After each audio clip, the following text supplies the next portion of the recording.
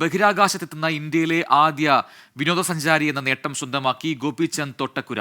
ആന്ധ്രാപ്രദേശിലെ വിജയവാഡ സ്വദേശിയാണ് ഗോപിചന്ദ്.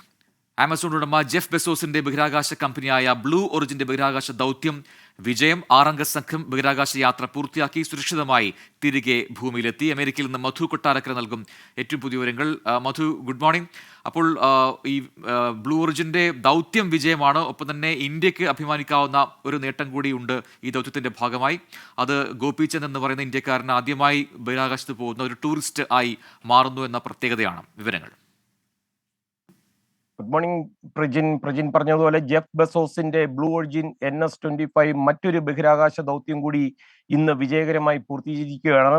ഈ ദൗത്യത്തിലൂടെ ഇന്ത്യയിലെ ആദ്യ ബഹിരാകാശ വിനോദസഞ്ചാരിയായി ആന്ധ്ര സ്വദേശിയായ ഗോപിചന്ദ് തോട്ടക്കുര ചരിത്രത്തിലും ഇടം തേടി. അദ്ദേഹം ഉൾപ്പെടെ 6-അംഗ സംഘം ബഹിരാകാശ യാത്ര വിജയകരമായി പൂർത്തിയാക്കി സുരക്ഷിതമായി തിരിച്ചെത്തുകയും ചെയ്തു.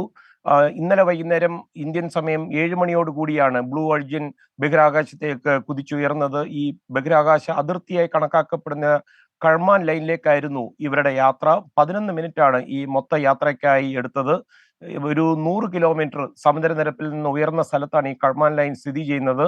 ഈ ഒരു സമയത്ത് യാത്രക്കാർക്ക് ഭാരമില്ലായ്മയൊക്കെ അനുഭവപ്പെട്ടു. അതുപോലെ അവർക്ക് അവരുടെ ഈ പേടകത്തിന്റെ വിൻഡോയിലൂടെ ഭൂമിയിലെ കാഴ്ചകളൊക്കെ കാണുവാൻ പറ്റി. 90 വയസ്സുള്ള എഡ് ഡുവൈറ്റ് എന്ന ഒരു ബഹിരാകാശ സഞ്ചാരിയും ഈ യാത്രയുടെ ഭാഗമായിട്ടുണ്ടായിരുന്നു.